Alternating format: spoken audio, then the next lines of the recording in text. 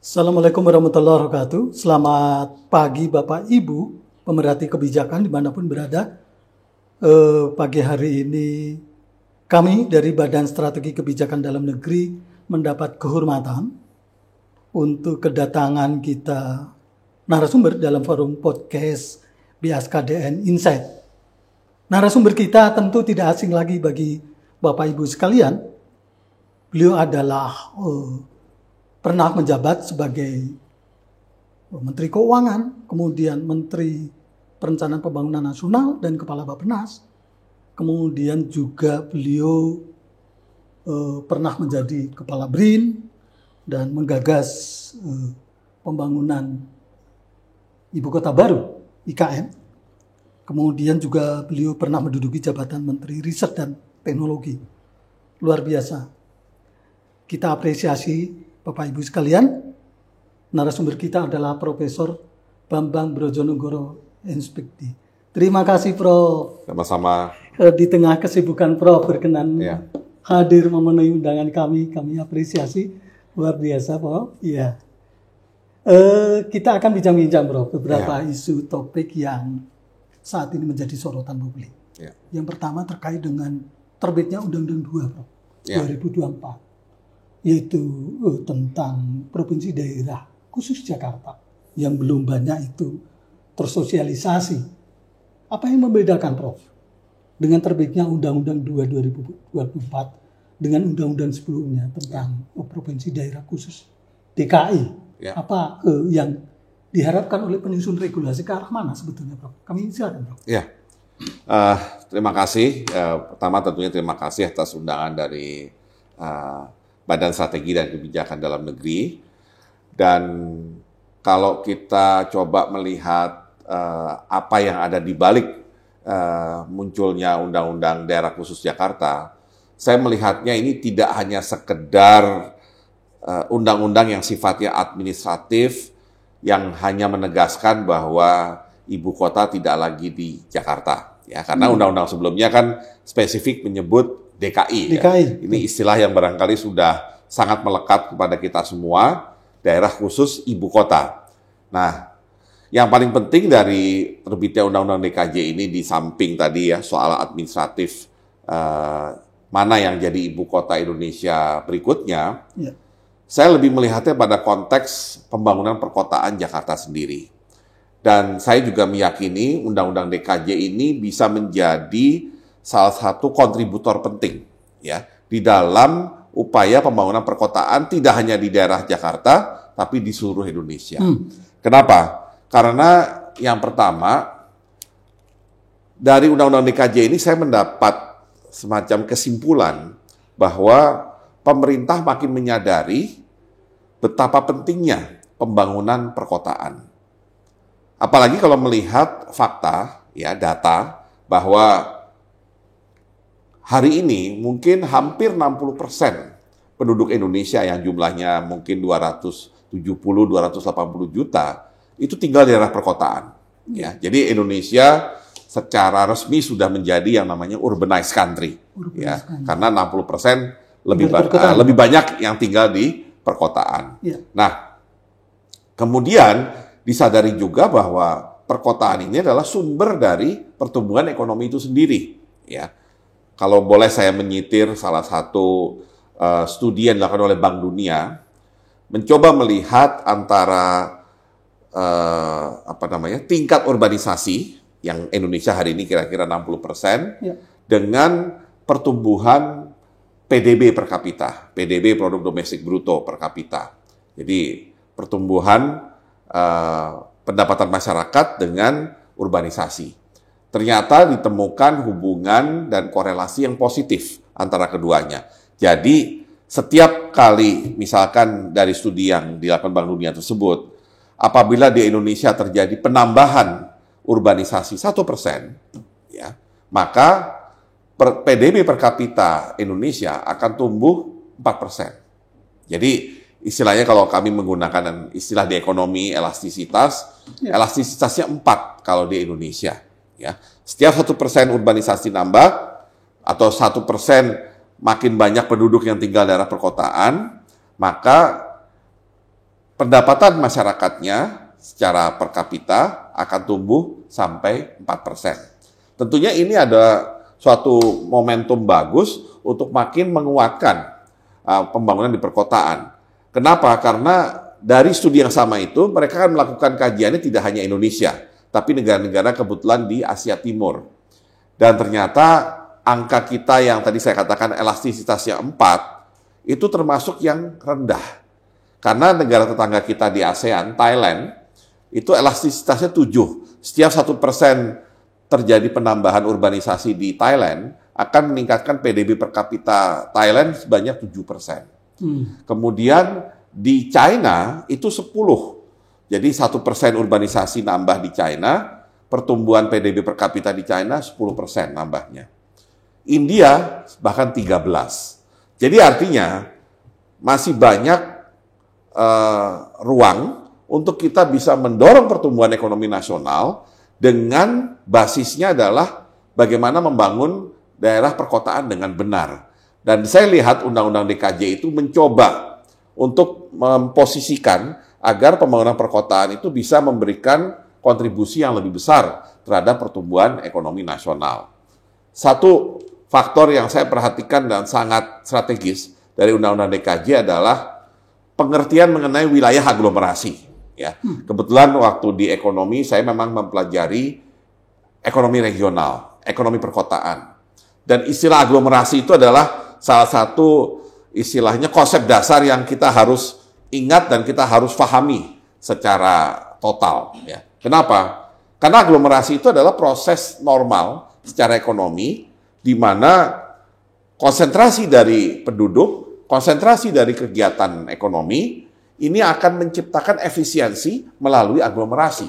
Ya, contoh yang paling gampang adalah kenapa kemudian ada kawasan industri. Ya, misalkan di Jakarta ini kan ada dari sejak zaman Pak Ali Sadikin dulu sudah dibuat kawasan industri Pulau Gadung.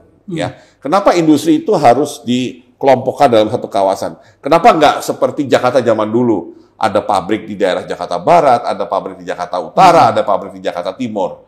Tidak lain adalah karena kalau industri itu disatukan dalam suatu kawasan seperti Pulau Gadung, maka mereka akan menikmati yang namanya aglomerasi, efisiensi. Paling gampang misalkan, kalau kan industri itu pasti butuh listrik, industri pasti butuh air, dan industri pasti butuh tenaga kerja juga.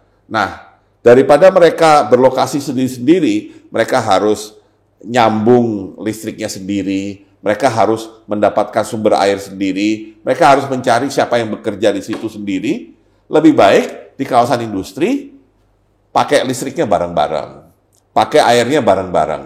Ya, nyari tenaga kerja pun juga lebih mudah, karena orang sudah pasti akan mencoba mencari kerja di kawasan tersebut. Sehingga kita tidak usah susah payah melakukan rekrutmen, karena yang kita mau rekrut sudah datang sendiri ke kawasan industri. Nah, itulah yang saya katakan the beauty of agglomeration. Ya. Itulah aglomerasi itu penting. Dan saya sangat mendukung ide bahwa Jakarta sebagai suatu kota administratif, ya, yang kebetulan statusnya adalah provinsi, tidak akan bisa berkembang lebih cepat, lebih besar, kalau tidak didukung oleh daerah sekitarnya. Daerah penyangga. Tapi kita juga tidak boleh mengatakan mereka hanya sekedar penyangga, jadi seolah-olah mereka hanya bekerja untuk Jakarta. Mereka adalah daerah yang tentunya otonom, ya. Mereka tentunya juga harus mengembangkan potensinya. Nah, caranya adalah dengan aglomerasi, potensi di daerah sekitar Jakarta itulah yang harus diorkestrasi di bawah Dewan Aglomerasi atau aglomerasinya dari daerah khusus Jakarta. Ya. Dan saya yakin Pak Gatot juga sangat paham mengenai data jumlah penduduk kota di Indonesia hari ini. Ya, kalau zaman saya masih dari kecil sampai ya mungkin sampai kuliah, kita tahunya ya kota besar di Indonesia nomor 1 Jakarta, nomor 2 Surabaya, nomor 3 Medan, nomor 4 Bandung, Makassar dan seterusnya Mas Semarang. Nah sekarang ternyata dengan tumbuhnya ya aglomerasi wilayah metropolitan, maka setelah Jakarta sebagai kota dengan penduduk terbesar, nomor 2 sudah Bekasi, Pak. Artinya Bekasi sudah bersaing dengan Surabaya, ya. Kemudian Depok itu sudah bersaing dengan Bandung dan Medan. Ya. Jadi kalau kita melihat bahwa di satu sisi terjadi konsentrasi penduduk dan ekonomi yang besar di Jakarta, tetapi konsentrasi itu kalau di masa lalu kita melihatnya sebagai beban, sebagai masalah. Ya. Hari ini ke depan kita harus melihat konsentrasi di wilayah Jakarta dan sekitarnya itu tidak lagi sebagai beban, tidak lagi sebagai masalah, tetapi sudah menjadi potensi dan kesempatan, opportunity. Ya. Karena kalau kita bisa mengelola kawasan perkotaan dalam konteks aglomerasi yang lebih luas ini dengan baik, maka concern kita kenapa pertumbuhan ekonomi kita agak sulit di atas 5%, barangkali bisa terjawab ya dengan kontribusi yang lebih baik dari pembangunan perkotaan yang mendasarkan pada wilayah aglomerasi. Itu adalah pelajaran penting menurut saya yang dihasilkan dari Undang-Undang DKJ. Ya. Menarik apa yang disampaikan Prof. Itu Prof melihat dari sisi potensi ekonomi yang bisa digali. Problematika kita di Jakarta hari ini, Prof, kepadatan penduduk. Betul. Menjadi persoalan tersendiri. Kemudian kemacetan, tingkat polusi yang begitu tinggi, banjir. Bagaimana ini, Prof? Membenahi dari sisi mana membenahi?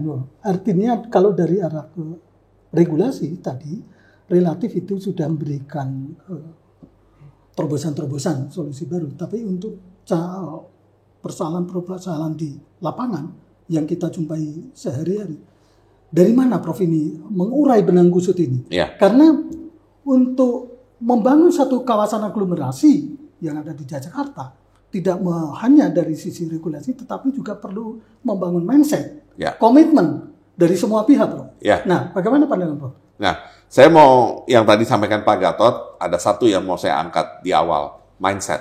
Jadi, yang tadi saya jelaskan, di masa lalu, ketika orang bicara urbanisasi saja, langsung pemikirannya urbanisasi itu seolah-olah seperti kegagalan kebijakan, kegagalan dari pemerintahan, dan menjadi beban.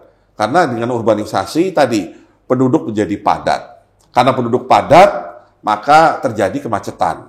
Ya. Karena kemacetan, terjadi polusi. Jadi istilahnya, kita berhadapan dengan permasalahan yang kemudian menakutkan.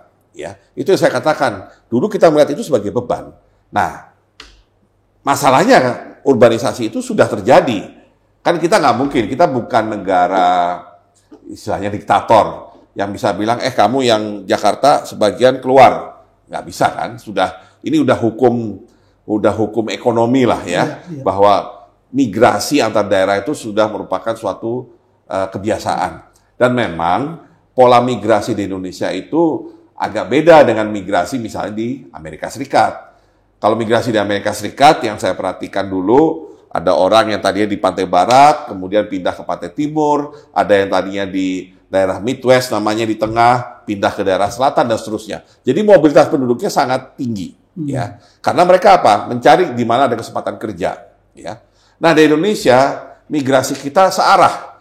Artinya dari semua daerah, semuanya pengen ke Jakarta. Ya. Itu yang membuat mendadak Jakarta menjadi yang tadi Bapak katakan, ya, penduduknya padat, kemacetannya luar biasa, polusinya tinggi. Nah, justru disinilah kita harus mulai berpikir bahwa pembangunan perkotaan itu harus dilakukan untuk bisa mengatasi, mengendalikan masalah-masalah yang sudah tipikal muncul daerah perkotaan.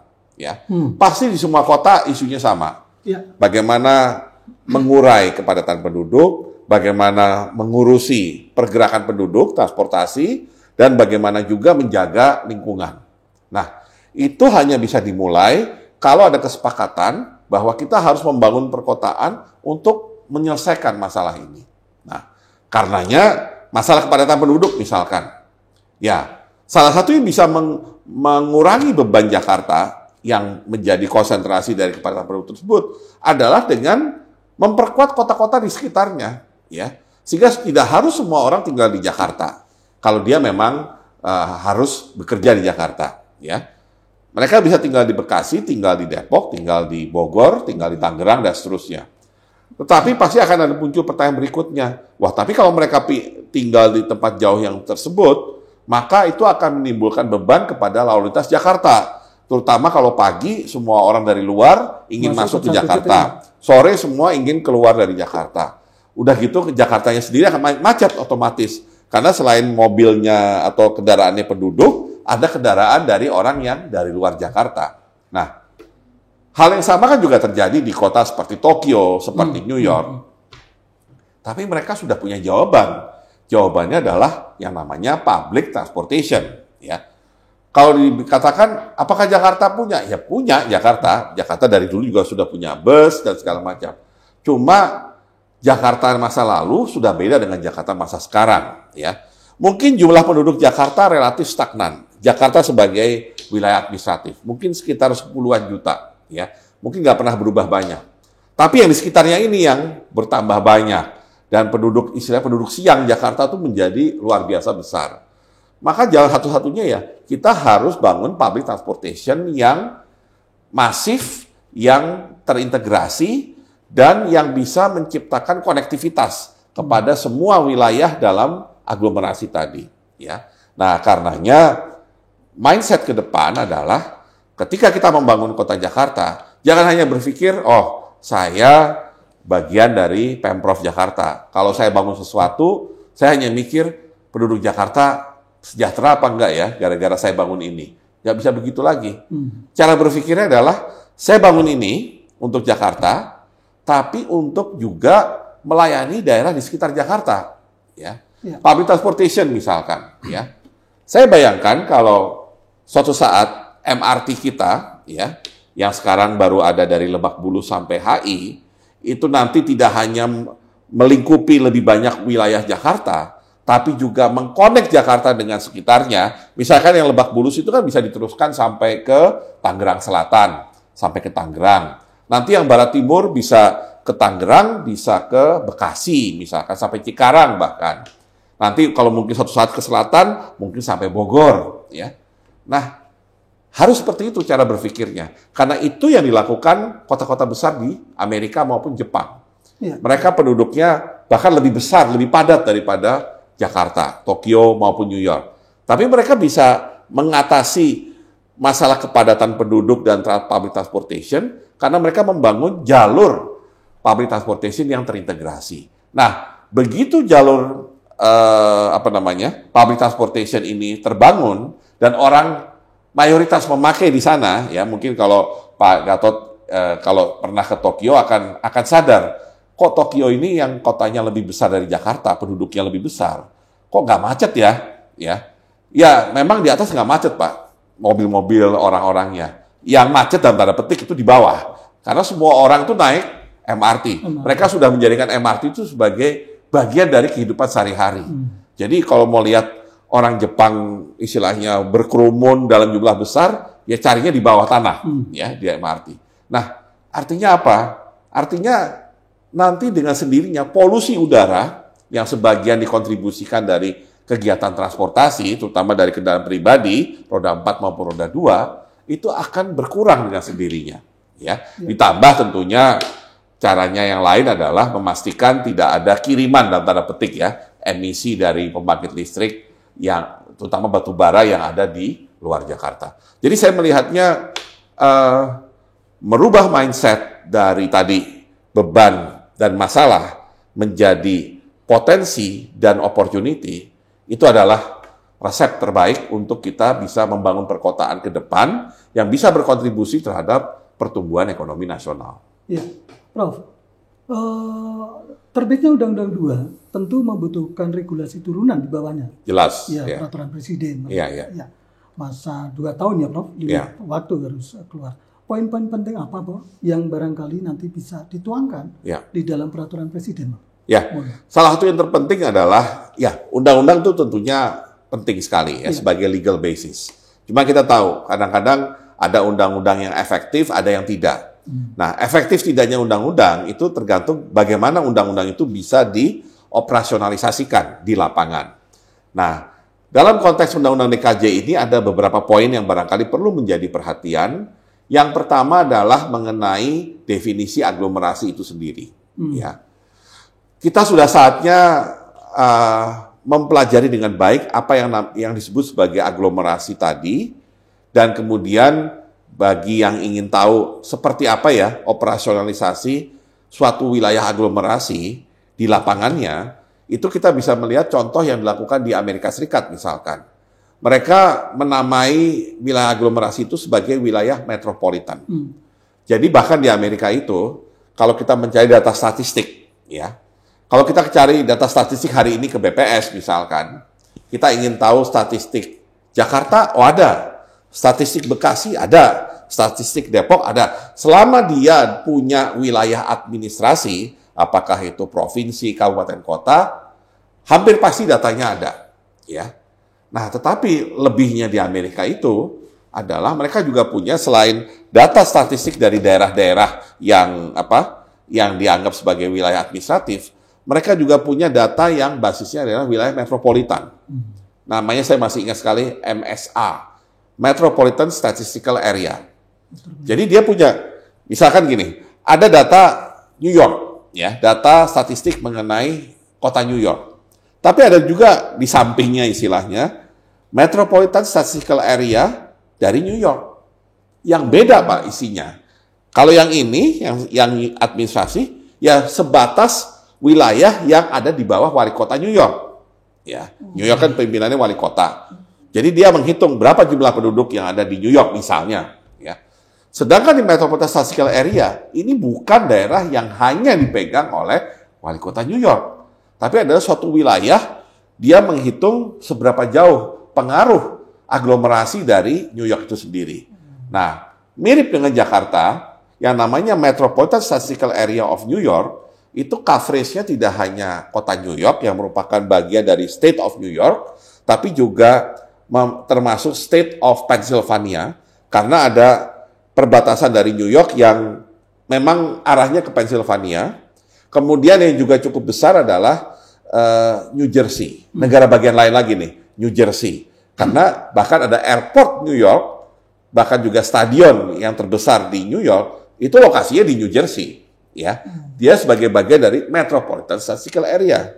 Ya, nah kemudian ada satu lagi yang di negara bagian Connecticut misalkan. Jadi 4 negara bagian, ya. Dan Jakarta sebenarnya hampir sama karena kita kan berinteraksi dengan Banten. Jadi 2 provinsi lah, Banten dan Jawa Barat dengan kota kabupaten yang ada di Banten maupun Jawa Barat tersebut. Nah, yang harus tekankan bahwa statistical area atau wilayah aglomerasi ini tidak harus sama dengan wilayah administratif. Ya. Dan kedua, wilayah aglomerasi itu tidak statis, Pak. Maksudnya, kalau saya masih ingat ya, paling gampang ketika awal sekali kita belajar mengenai konsep aglomerasi Jakarta, kita selalu menyebut Jakarta kan Jabotabek. Jakarta, Bogor, Tangerang, Bekasi. Iya. Tapi ketika Depok menjadi kota, dan kemudian Depok itu punya jumlah penduduk yang lumayan besar, maka berubah jadi Jabodetabek. Ya, dan belakangan sudah Jabodetabek Jur, ya, karena Cianjur masuk. Itu artinya apa? Artinya yang namanya wilayah aglomerasi itu nggak statis, Pak. Dia akan berkembang terus sesuai dengan perkembangan Jakartanya sendiri. Maksudnya makin meluas. Atau ada juga misalkan kalau di Amerika ya, daerah-daerah metropolitan atau kota yang kehilangan penduduk. Ya, kehilangan penduduk itu bukan penduduknya hilang gitu ya, maksudnya penduduknya migrasi ke daerah lain. Contoh yang misalkan paling jelas adalah kota Detroit di negara bagian Michigan.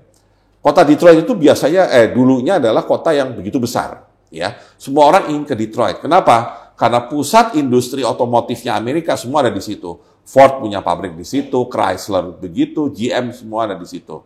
Nah, kemudian ketika Amerika mulai kalah bersaing di otomotif dengan Jepang, dengan Eropa, dengan Korea belakangan, akhirnya industri kan mulai mati. Industri otomotif Amerika. Apalagi industri otomotifnya sendiri banyak yang relokasi ke luar negeri. Akhirnya peran Detroit makin turun. Karena peran Detroit makin turun, orang yang biasanya kerja di industri mobil, kan dia akan melihat, kenapa saya harus tinggal di Detroit lagi? Saya kan kerja di tempat lain udah nih, saya harus cari kerja. Jadi tinggalin Detroit.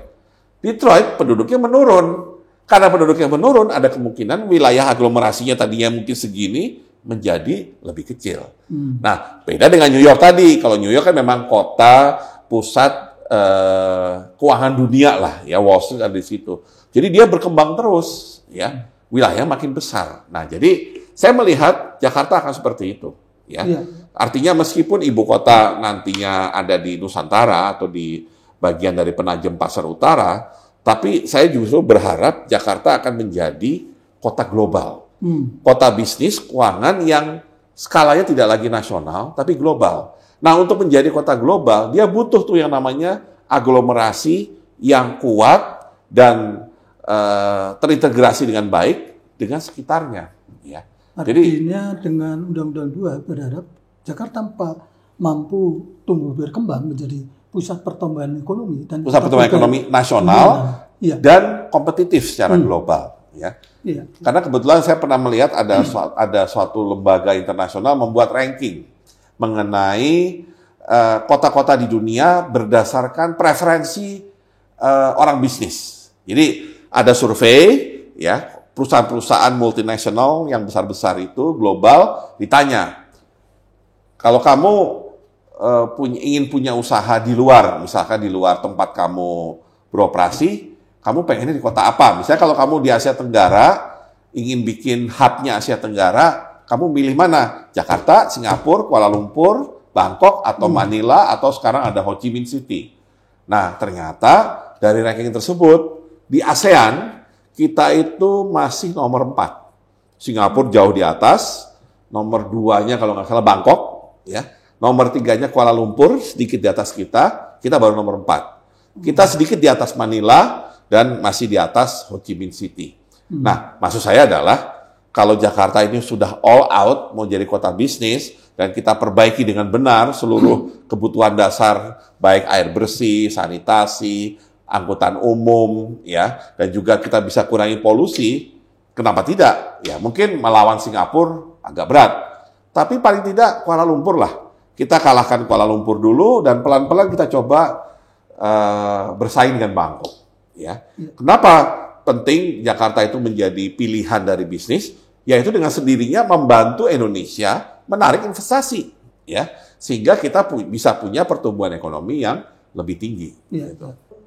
Kami ingin bergeser, Prof. Pandangan Prof terkait dengan tentu perubahan dinamika yang terjadi di Jakarta, kemudian juga munculnya ibu kota Nusantara di Kalimantan Timur, dan akhir-akhir ini menjadi sorotan publik juga muncul terkait dengan tingkat pengendalian harga-harga, Prof. Yang relatif terjadi fluktuatif, harga yang semakin sering terjadi, berdampak kepada tingkat kenaikan inflasi. Pandangan Prof terkait apa strategi kebijakan yang bisa kita dorong, Prof, untuk langkah-langkah treatment untuk melakukan pengendalian inflasi, Prof? Ya. Tentunya pengendalian inflasi itu bisa kita bagi 2 dimensi, ya, dimensi nasional dan dimensi daerah. Ya. Karena kalau kita lihat inflasi yang kita hitung sekarang, ya, tentunya tidak mencakup seluruh jenis barang, ya, maupun jasa. Ya. Dia hanya fokus pada produk-produk atau barang-barang yang memang atau komoditas yang merupakan bagian dari kebutuhan sehari-hari, kebutuhan dasar. Ya. Seperti sembako, tapi sembako itu di masa lalu, sekarang sudah sembako plus-plus lah, karena jumlahnya juga semakin banyak. Ya. Dan kemudian, cara kita menyampaikan perhitungan inflasi itu kan, ada inflasi yang sifatnya headline, itu yang selalu dia katakan, inflasi bulan ini sekian persen, gitu ya. Tapi barangkali untuk bisa melakukan pengendalian, kita harus lihat adalah bagian dari headline tersebut. Karena ada namanya inflasi inti, ya. Inflasi inti itu melihat semacam ini, ya, artinya demand dan supply barang, jasa, komoditas secara umum, ya. Nah, inflasi inti atau core inflation ini adalah bagian dari perhatian utamanya Bank Indonesia sebagai otoritas moneter, ya. Jadi kalau dia merasa inflasi kita mulai naik gara-gara inflasi intinya yang naik, maka BI akan melakukan operasi moneter. Apakah dengan cara melakukan kebijakan yang lebih ketat, ya, supaya peredaran uang tidak terlalu banyak, atau sebaliknya ketika inflasi inti dirasa bisa mengganggu pertumbuhan, mungkin dia akan memperbanyak peredaran uang yang ada di masyarakat gitu ya. Nah, itu core inflation. Nah, yang barangkali lebih relevan untuk Pemda, ya, pemerintah daerah maupun pemerintah pusat, itu adalah yang dua lainnya ini. Satu ada inflasi namanya inflasi dari harga yang diatur pemerintah. Jadi inflasi dari produk atau barang yang harganya diatur oleh pemerintah. Contohnya yang paling jelas adalah listrik, BBM, ya, atau LPG 3 kg, itu kan harganya ditentukan oleh pemerintah. Nah, jadi kalau kemudian ada isu misalkan harga minyak dunia lagi naik, maka Indonesia subsidinya bisa menjadi membengkak. Nah, disitulah pemerintah harus membuat keputusan mau menaikkan harga atau tidak. Ketika menaikkan harga akan terjadi inflasi otomatis, ya. Dan inflasinya cukup signifikan kalau ada kenaikan harga, terutama dari BBM yang disubsidi, ya. Nah, tapi kan kalau ini tergantung apakah ada kebijakan terkait harga. Nah, yang lebih umum terjadi dan sehari-hari, dan inilah yang harus dikawal dengan baik oleh pemerintah pusat maupun daerah, itu adalah inflasi dari harga pangan bergejolak, atau bahasa Inggrisnya volatile food, ya. Nah, inilah yang menjadi barangkali isu di banyak daerah, ya. Karena akhirnya sering terjadi ketika inflasi misalkan nasional relatif tidak terlalu besar, tahu-tahu ada daerah yang inflasinya lebih tinggi atau paling tinggi secara nasional, ya. Dan sebaliknya ada yang paling rendah secara nasional, bahkan di bawah inflasi nasional. Nah, disitulah kenapa peran dari Pemda itu dan juga sebagian institusi pemerintah pusat menjadi penting, ya. Karena kalau di negara maju seperti di Amerika, begitu ada inflasi, kebanyakan inflasinya akan berasal dari yang inflasi inti tadi. Sehingga bank sentral lah yang akan turun tangan menaikkan tingkat bunga atau menurunkan tingkat bunga untuk bisa mengejar target inflasi. Nah, di kita karena sumber inflasi ternyata lebih banyak dari yang volatile food ini, yang pangan bergejolak ini, maka yang harus dilakukan yang pertama adalah tentunya kalau kita bicara inflasi harga pangan, kuncinya dua, produksi, distribusi, ya. Pertama, harus dipastikan dulu produksinya memang ada, ya. Karena misalkan inflasi terbesar kan beras, di harga beras, ya. Nah, tentunya harus jelas apakah ada produksi beras yang cukup, ya. Dan kadang-kadang kan kalau produksi dalam negeri nggak cukup, pemerintah impor, ya, untuk memastikan dari sisi produksi, dari sisi supply, barangnya cukup. Nah, tapi sisi supply-nya nggak cukup. Karena biasanya barang mungkin dibawa ke satu tempat, tapi kemudian bagaimana barang di satu tempat ini bisa didistribusikan dengan baik dan tepat waktu kepada daerah-daerah yang membutuhkan. Ya. Nah, jadi kadang-kadang produksinya mungkin cukup, tapi distribusinya kurang baik. Ya, sehingga akhirnya ada daerah yang bertetangga, yang satu penghasil penghasil beras, padi, yang satu daerah yang mungkin dia lebih banyak sebagai konsumen, ya, tidak banyak produksinya. Ya akhirnya tahu-tahu padahal dia bertetangga, dia punya inflasi yang tinggi, ya, karena dia kurang pasokan. Padahal tetangganya gitu. Kenapa? Karena rupanya yang daerah sebelahnya dia, tetangganya dia, lebih sering atau lebih suka mensuplai atau mendistribusikan produksi berasnya ke daerah yang lain lagi, ya. Nah, itu yang pernah saya temukan langsung di satu provinsi di Indonesia. Waktu itu pas saya lagi di sana, di ibu kota dari provinsi itu, gubernur langsung concern ketika waktu itu BPS mengumumkan inflasi dan salah satu kabupatennya dikatakan atau kota ya, kabupaten kalau nggak salah, itu punya inflasi yang tinggi, ya. Maksudnya tinggi secara nasional, gitu. Sehingga jadi concern dia, kemudian dia langsung bikin rapat. Dan ternyata salah satu kesimpulannya adalah, oh ternyata padahal daerah tetangganya itu adalah salah satu penghasil beras yang terbesar di provinsi tersebut.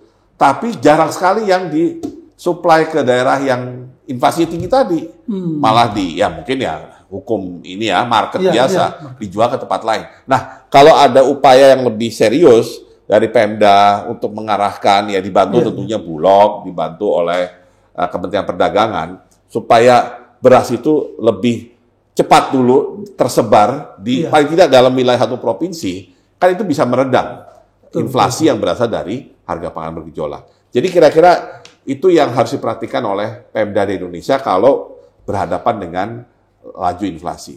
Iya, baik Prof. Artinya kan kita harus concern terhadap data pemetaan di suatu daerah.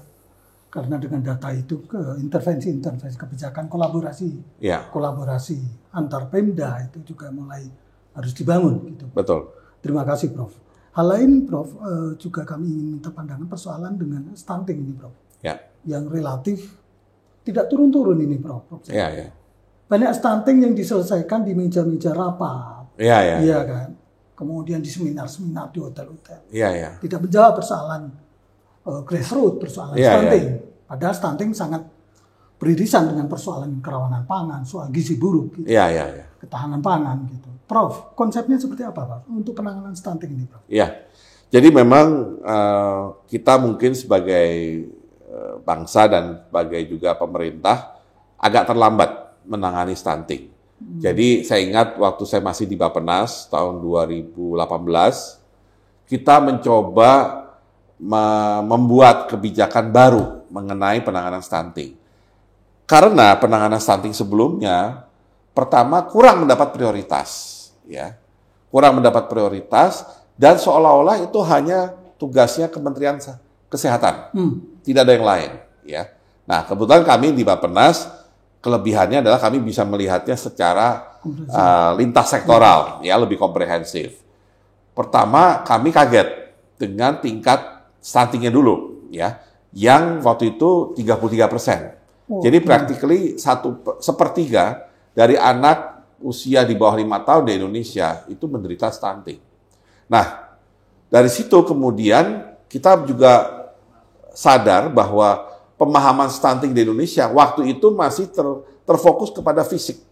Fisik itu artinya ya badannya lebih pendek dan segala macam, sehingga melupakan bahwa dampak terberat dari stunting adalah di pertumbuhan otak, ya. Karena kalau kita punya 1/3 anak yang stunting dan tidak bisa tertangani dalam 5 tahun pertama, maka yang terjadi berikutnya adalah apa? Yang terjadi berikutnya adalah ketika mereka masuk sekolah, mereka akan kesulitan, ya, untuk bisa bersaing sama teman-temannya yang tidak stunting, ya. Nah, kalaupun akhirnya mereka bisa lulus dari pendidikan, katakan sampai SMA, pertanyaan berikutnya ketika mereka masuk pasar kerja, bagaimana mereka bisa punya produktivitas yang tidak jauh beda dengan pekerja lainnya, ya. Nah, itu yang kemudian membuat kami di Bappenas berpikir ini harus ada pendekatan baru. Sehingga kami buat pendekatan penanganan stunting itu dengan dua arah, ya, 2 arah. Satu itu namanya pendekatan yang spesifik. Spesifik itu yang terkait Kementerian Kesehatan, ya, baik mengenai bagaimana waktu ibu mengandung, gizi waktu ibu mengandung, maupun ketika anak ini baru lahir, ya, masih bayi, sampai kepada usia 5 tahun, dan juga sampai kepada usia ketika sekolah, ya. Itu memang mungkin akan lebih fokus di Kemenkes. Tapi kan tadi tidak mungkin ini hanya selesai dengan menambah gizi atau memperbaiki gizi. Ternyata salah satu yang bisa bikin stunting di Indonesia tinggi, buruknya akses air bersih, ya, buruknya fasilitas sanitasi. Nah, ini kan berarti harus ada perbaikan dari akses air bersih dan sanitasi yang bukan tugasnya Kemenkes, tapi tugasnya misalnya Kementerian PU, ya. Dan belum lagi kita juga menyadari bahwa jenis makanannya itu sendiri penting untuk bisa kita menyediakan gizi yang cukup. Jadi perlu ada keterlibatan Kementerian Pertanian. Nah, kebetulan satu lagi, karena stunting itu sangat terkait dengan kandungan gizi, ya, kan kita tidak bisa, dalam tanda petik ya, mengharapkan semua jenis makanan yang bisa kita tanam dan kita panen nantinya, bahan dasar yang kita panen di Indonesia, itu akan punya kandungan gizi yang konsisten untuk mendukung upaya pengurangan stunting. Nah, perlu ada namanya fortifikasi misalnya. Fortifikasi itu artinya pengayaan gizi dari makanan yang sudah ada, ya. Nah, fortifikasi itu tanggung jawabnya Kementerian Perindustrian Karena itu adalah bagian dari industri pengolahan makanan. Ya, ini maksudnya adalah begini. Kadang-kadang kita tahulah bahwa supaya anak kecil ini tidak stunting, ya, atau bisa mengurangi stunting yang dia derita, maka dia harus makanan yang bergizi.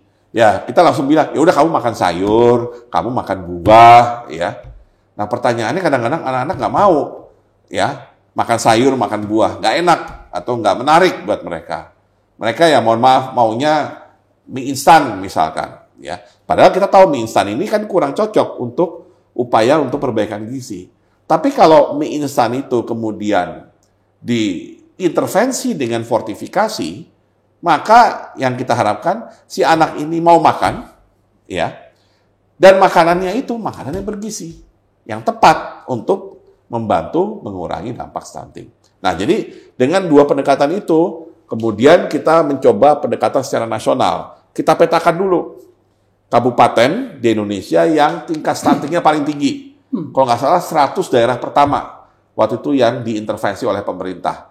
Dengan tadi berbagai intervensi kebijakan. Ada kebijakan yang sifatnya dari kesehatan, dari penambahan gizi, ada kebijakan dari perbaikan air bersih, sanitasi, kemudian fortifikasi, kemudian tanaman pangannya, dan jangan lupa juga edukasinya. Ya. Karena kadang-kadang stunting terjadi karena kurangnya pengetahuan atau pemahaman dari ibu yang melahirkan atau dari keluarga yang barangkali memperhatikan perkembangan seorang anak. Baik, Prof. Artinya stunting itu lebih bicara penanganannya dari sisi harus ada integrasi kebijakan. Iya, harus ada kebijakan lintas sektoral. Ya. Lintas sektoral. Gitu. Ya. Bahkan mungkin juga perlu menghasilkan semacam gerakan nasional untuk stunting. Ya, itu yang sudah kami lakukan dengan 100 kabupaten. Mudah-mudahan sekarang sudah nambah. Iya, iya. Baik, Prof. Terima kasih sekali. Ini bincang-bincang podcast pagi hari ini memberikan insight bagi kita dan pemerhati kebijakan, Bapak Ibu, beberapa hal menarik apa yang disampaikan oleh Prof memberikan wawasan kita untuk ke depan apa yang perlu kita lakukan. Sekali lagi kami mohon supporting dukungan dari Bapak Ibu. Mari program-program kebijakan pemerintah kita support, kita dukung, kita berikan masukan-masukan secara konstruktif karena tugas pemerintah ke depan multi kompleks ya, Bro ya. Yeah. Semakin rumit, semakin banyak aspek, tentu membutuhkan kolaborasi dari semua pihak. Sekali lagi terima kasih Prof kehadirannya di dalam podcast pagi hari ini dan mudah-mudahan bincang-bincang kita memberikan manfaat. Bapak Ibu sekalian, Prof izin kami pamit, mudah-mudahan bincang-bincang kita memberikan manfaat. Kami akhiri, Assalamualaikum warahmatullahi wabarakatuh. Salam. Terima kasih Prof. Terima kasih.